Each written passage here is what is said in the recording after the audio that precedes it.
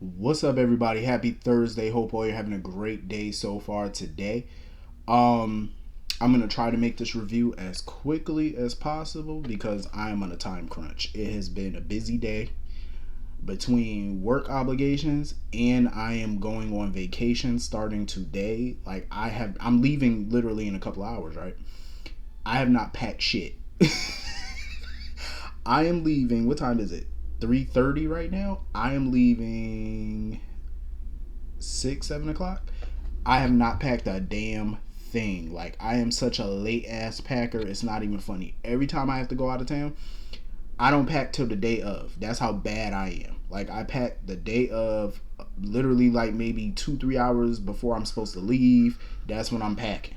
And I'm literally running around like a chicken with my head cut off. Did I remember this? Did I remember that? Did I forget this? Did I going crazy? It's bananas.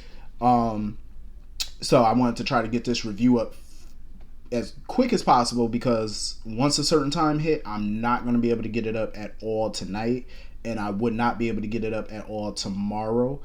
Well, I don't. I'm gonna be. It's like a road trip kind of thing, and it's like damn near a 20-hour road trip. So I'm gonna be on the road all night, all day. So even tomorrow's review, I should hopefully have that up some point Friday night for Friday's review. That should be up sometime Friday night once I get to where I gotta go. Um, so enough of that. Getting into this episode of GH, I enjoyed the shit out that scene between BLQ and Eddie slash Ned. I enjoyed that scene so freaking much. Them just bonding over music and stuff like that. It was so beautiful to see. You know what I mean? I love to see how passionate BLQ is about her music. And I love that she's taking on clients and she's going into artist management and stuff like that. I really feel like she would be great at owning her own record label or running a label. I think she'd be great at that.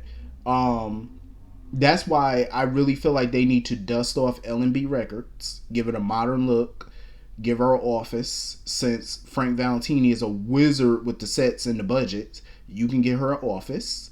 Um, how Frank? Let me tell you something. We could say whatever the freak we want about Frank Valentini. I give that man his props, and I'm gonna tell you why. For such a bloated cast, he gives us new sets. A lot of other daytime shows can't do that. You know what I'm saying? They cannot afford new sets plus a bloated cast. They cannot afford it. He is a wizard with that damn budget. I'm gonna tell you that right now, because the way he be doing these new sets and then you see new cast coming on, I was like, well, how the hell is he doing this? Because daytime dramas have a shoestring budget these days. Like, how is he pulling this off? Like the new Metro Court pool, the new set at the Quartermain house that BLQ and Ned were talking in. I love it. That man know how to give us a set. And on budget too. I said, go ahead, Frank. You need to come in and figure out my finances and help me budget, because he's a wizard with that shit. I give him credit for it. Um, so yeah, I feel like they need to dust off L&B Records and let her run that label. You know what I'm saying? Because L&B been defunct for years now. It's time to bring it back to prominence. You know, and let BLQ be the new generation leading it. I think that would be freaking amazing, honestly. Um, I think that would be dope. So I enjoyed her scenes with her dad. So moving on from that,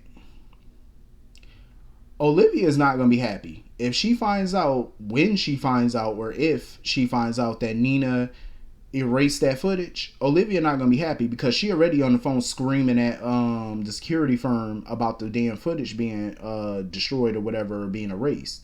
She's screaming at them. You know what I'm saying? Because Anna needs to see that footage.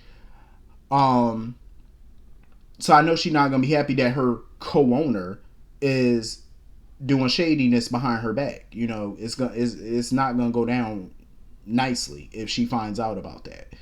I understand where Valentine is coming from. On one side, I get it. Him erasing that, he's in protective mode. You know, he's trying to protect his child. And I know I seen some people on Twitter going crazy because they was like, Valentine, what the hell are you doing? Like, this is not the way to raise your child. You know what I'm saying? By letting her get away with her crimes or whatever. But that's the thing, though. He does not have proof that she actually did this. All he knows is that he sees her on the camera breaking into the room. Listen, if you sent that to a DA, that is not sufficient enough evidence for a conviction. Let's be real. It's not sufficient. You know what I mean? I think Valentine is not only trying to protect his daughter, I think he's trying to get evidence before he confronts her. Because think about it like this. If he confronts Charlotte and accuses her of burning down Anna's house, accuses her of tearing up Anna's clothes and defacing the room and stuff like that, and what if she didn't do all of this? What if they find out later, okay, she was telling the truth, she really did not do this? He's going to look like an ass, and it's going to fracture his relationship with his daughter. She's going to see him in a whole different light. It's going to really damage them. You know what I mean? I think he's just trying to be damn sure. And I can't fault him for it. You know what I'm saying? Because all you have is that video. That's circumstantial evidence. That's all it is. Circumstantial. He has to be sure. I would have done the same exact thing. I don't think I would have deleted the footage per se. I get why he did it, because you don't look what happened. Olivia accessed it, and he know Anna would have tried to access it. So I think he was doing a preemptive thing, making sure that that footage is nowhere around. You know what I mean? He got to get to the bottom of this first. You know, get the proof. But something tell me, I don't know, I'm 50-50 on her. I don't know, because Valentine brought up good points. I mean, she was at camp or whatever, but she could have snuck away. I mean, she's a Cassadine. She's crafty. You know what I'm saying? Like, she's not a little fragile flower. Like, she could do things. You know what I mean? Like, she's resourceful. So I could see why he would think, like, okay, maybe she did get away from camp. He needs to look into that. You know, he needs to make sure that she was actually at camp. Like, do they got video surveillance to prove she was there at that time? I'm pretty sure a camp should have cameras nowadays. You know what I'm saying? Or somebody had to see something. You know, hack into her phone or something. See if she ordered a ride share or something. Because the girl ain't got no car. The only way to get around is ride share. So see if she got a ride share back into town or something the night of the fire. You know what I mean? Look at her history. Do something. Because everything is through Valentine's money, I'm sure. So therefore, can he look at, you know, these rich kids nowadays got credit cards. So can he look at a credit card statement, something to prove that she left? Something. You know what I mean? Like, he gonna have to investigate this thing. Because when Nina took her to Kelly's and stuff like that, and they were talking, and she was talking, oh, I want to be with my papa, I want to be reunited. She didn't seem that enthused about Anna. She really did not. She didn't seem all that thrilled about Anna being there to me. So I'm like, I don't know. Because, I mean, the theory, Valentine definitely brought up a good theory, a good motive. I mean, what if she's lashing out at Anna because her and Valentine ain't been spending too much time together lately? You know, maybe she's blaming Anna or something. I don't know. But it's the stuff on the mirror, that the words on the mirror in Anna's room that strikes me. It's like, why would Charlotte say that? It wouldn't make sense. You know, that's somebody who feel like Anna got away with something. Like, she did something. They're getting revenge for it. It doesn't sound like something little Charlotte would write. You know what I'm saying? Because Anna didn't do anything to Charlotte. You know, so it wouldn't make sense. That's the only thing that nags at me. So I definitely feel like more and more I'm starting to feel like Charlotte just may be a red herring.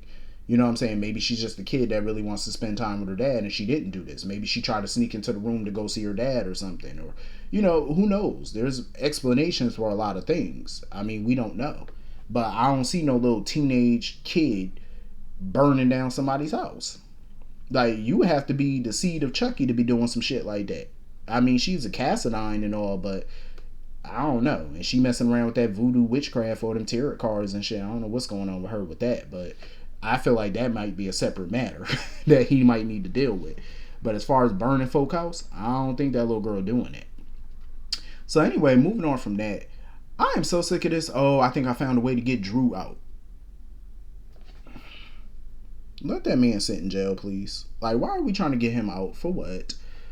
Now they running with this stupid ass theory. Oh, the judge is looking to get promoted or whatever like that. Like, basically career reasons. So the judge might wanted to make an example out of him or something. I'm like, can we please stop trying to find ways to get this man out? Like, let him rock, please. Just let him do his bid. Diane did not look thrilled when Robert left that table to go see Anna real quick. Like, Diane was not here for it. Diane had a whole attitude after he got up from that table. Diane said, I know this motherfucker didn't just get up from this table while we trying to have a moment. Like, Diane was not happy at all. I don't know. Like, I was trying to root for her and Robert at the time, but the more I see of them, it's like, being a couple or trying to be a couple or whatever, or trying to date should not be this hard. And I could see the frustration on her, because it's like, she's trying to, let this man know, like, I rock with you, like, I'm trying to be with you, you know what I mean? But you ain't trying to spend no time with me. But I attribute that to Robert, because some men are just dumb when it comes to flirtation. Like, they would never know that a woman is flirting with them. Like, some dudes would not know. They wouldn't know. Because if you've been out of the dating game for a while, you wouldn't know if a turtle was flirting with you. You know what I mean? And Robert hasn't, he doesn't date much, if at all, really. He's been hung up on Holly for so many damn years. It's like he don't know when a woman really flirting or trying to get his attention or nothing, He wouldn't know.